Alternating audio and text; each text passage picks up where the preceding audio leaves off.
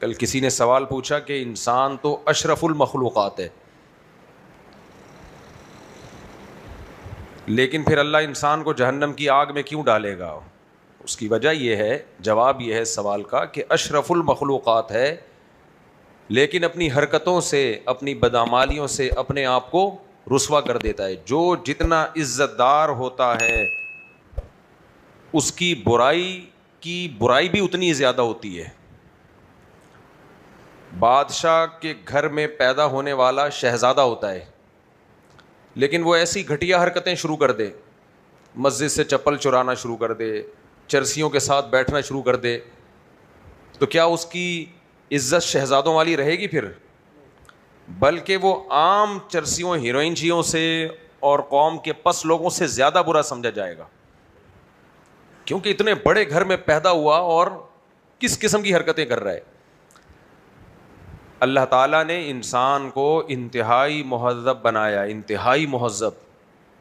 وَلَقَدْ كَرَّمْنَا بَنِي آدم، اللہ کہتے ہیں ہم نے اس کائنات میں انسان کو بڑی عزت دی ہے، کوئی مخلوق انسان کے لیول کی نہیں ہے۔ جو تہذیب انسان کو سکھائی گئی ہے وہ کسی جانور کو، کسی مخلوق کو نہیں سکھائی گئی۔ زمین پہ رہنے والی مخلوق کی بات ہو رہی ہے، فرشتوں کی بات نہیں ہو رہی۔ انسان غسل کرتا ہے، لباس پہنتا ہے، دانت صاف کرتا ہے، اس کی چال بھی اچھی ہے۔ جانوروں میں ایسا ہے؟ انسان کے بات کرنے میں آداب ہوتے ہیں، بڑوں سے کیسے بات کرنی ہے، چھوٹوں سے کیسے بات کرنی ہے، اپنے لیول کے لوگوں سے کیسے بات کرنی ہے۔ جانوروں میں ہے کوئی تمیز؟ یہ رشتے جوڑتا ہے انسان، وفا کرتا ہے، جانوروں میں کچھ بھی نہیں ہے۔ کھانا پینا پیٹ، بس اس کی فکر میں ان کی زندگی گزرتی ہے۔ خوبصورت بنایا اللہ نے انسان کو، لقد خلقنا الانسان فی احسن تقویم۔ سب سے خوبصورت مخلوق اس کائنات میں کون سی ہے؟ انسان۔ تو گویا کہ اس کائنات میں یہ شہزادہ ہے، اس کائنات میں یہ کیا ہے؟ شہزادہ۔ تو اس کو کام بھنگیوں چماروں والے کرنے چاہیے یا شہزادوں والے کرنے چاہیے؟ بولو، شہزادوں والے۔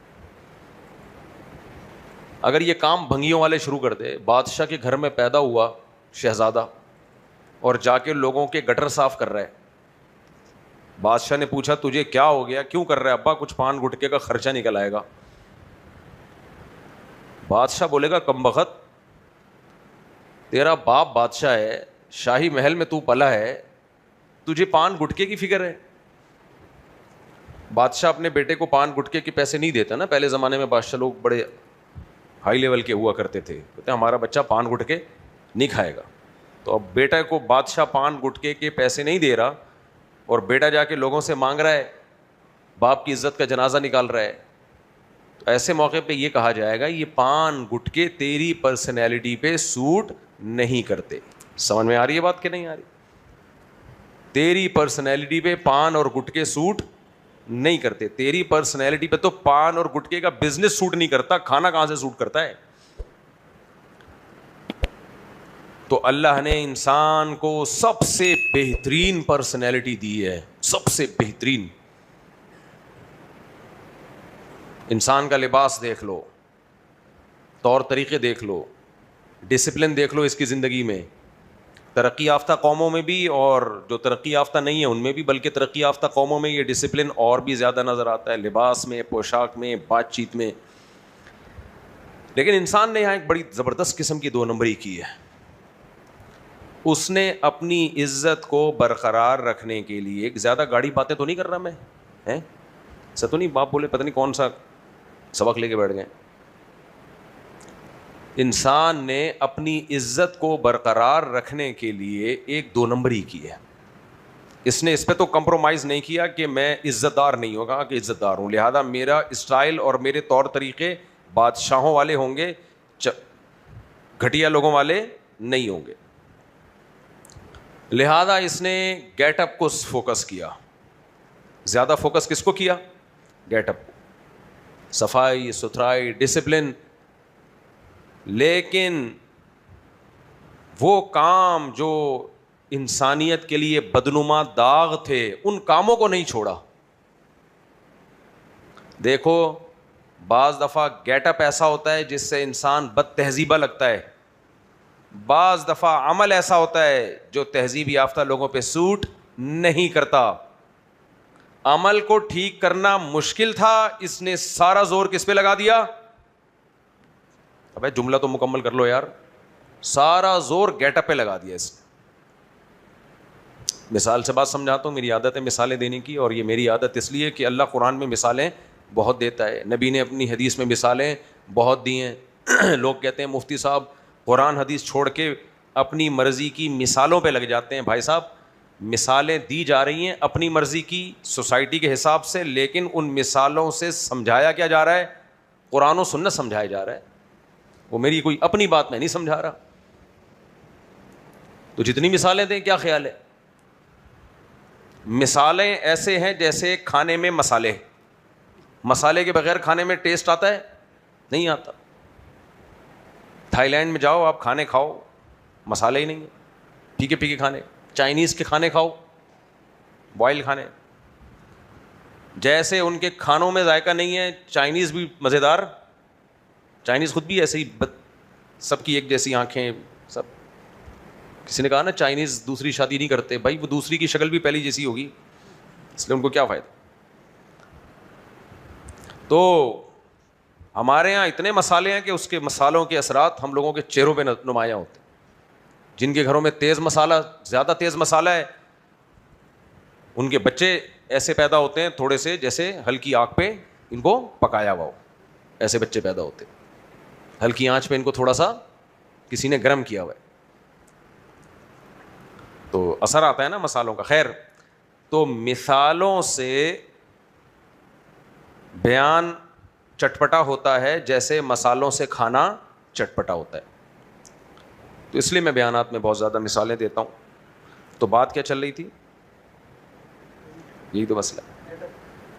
ہاں, گیٹ اپ کی بات کر رہا تھا. تو میں نے کہا مثال سے بات سمجھاتا ہوں کہ تہذیب یافتہ قوموں نے, اور آج کل جو نام نہاد لبرلز ہیں جو صبح و شام مولاناؤں کو, مذہبی لوگوں کو برا بھلا کہتے ہیں اور دقیانوس اور فنڈامنٹلسٹ اس ٹائپ کے نعرے لگاتے ہیں, ان لوگوں نے تہذیب یافتہ انسان کو جو ڈیفائن کیا, جو ایکسپلین کیا, جو اس کا نقشہ دنیا کے سامنے رکھا, وہ سچی مچی کے تہذیب یافتہ کا نہیں رکھا, وہ والا تہذیب یافتہ رکھا جتنے یہ خود ہیں. اور آ رہی ہے بات؟ جتنے یہ کیا ہیں, یعنی میں اپنے اعمال کو تو ٹھیک کر نہیں رہا. اب اعمال کو جب میں ٹھیک کر نہیں رہا تو لوگ مجھے غلط کہیں گے نا, تو میں جیسا میں ہوں صحیح آدمی اسی کو قرار دینا شروع کر دوں کہ کیسے بن جاؤ, اس کو صحیح کہتے ہیں. تو بھائی صحیح تو اس کو کہتے ہیں جس کا عمل ٹھیک ہو, جس کا عمل ٹھیک نہیں ہے وہ صحیح کہاں سے ہو گیا. تو اب ایک چرسی ہے, بار بار مثال چرسیوں کی پتہ نہیں کیوں دیتا ہوں, اصل میں وہی مثال دینی چاہیے جو مارکیٹ میں اویلیبل ہو. تو کراچی میں سب سے زیادہ جو چیز اویلیبل ہے وہ کیا ہے؟ چرسی ہیں. اس لیے مثال ہمیشہ وہی دی جائے گی, اور چرس بھی اویلیبل ہے تو اس لیے میں چرس کی مثال دیتا ہوں. اب ایک چرسی سے چرس چھوٹ نہیں رہی ہے, لوگ چرسیوں کو رشتہ دیتے ہیں.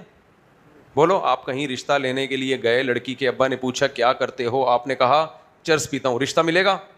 نہیں ملے گا. اچھا, چرسیوں کا گیٹ اپ چرسیوں جیسا ہوتا ہے کہ نہیں ہوتا؟ ان کا جو حلیہ ہے وہ کیسا ہوتا ہے؟ دیکھو میں حلیہ بول رہا ہوں, حلیہ نہیں بول رہا, حالانکہ یہ لفظ ہا سے ہے, حلیہ. بار بار میں ایک تنبیہ کرتا ہوں مدارس کے طلباء کو کہ اردو کو اردو میں بولا کرو, عربی میں مت بولا کرو. برا لگتا ہے جب اردو کو عربی میں بولا جاتا ہے. ابھی چند دن پہلے کسی نے مجھ سے بحث کی, نہیں جو الفاظ عربی میں ہیں ان کو عربی میں ہی بولا جائے گا. میں نے کہا بھائی جب وہ اردو میں آ گئے تو اردو کے اسٹائل میں بولے جائیں گے. یہ چیز بھی ایک بیریئر ہے جو عوام میں اور علماء میں فاصلہ کم کرتی ہے. وہ کہتے ہیں یار یہ عجیب ہی. اس کی مثال ایسے ہے, اگر سب کچھ عربی کے الفاظ بالکل عربی کے طریقے سے ہی بولنے ہیں پھر تو پھنس جاؤ گے برے طریقے سے. بہت سارے الفاظ ایسے ہیں جو آپ نہیں بول پاؤ گے. خوف, خوف کا لفظ ہے نا اردو میں, اصل میں تو عربی سے, عربی میں خوف ہے, خوف تھوڑی ہے. باپ کو مجھے تم سے بہت خوف آ رہا ہے, تو اب اس کو آپ سے خوف آنا شروع ہو جائے گا, یہ پتہ نہیں کون سی مخلوق ہے.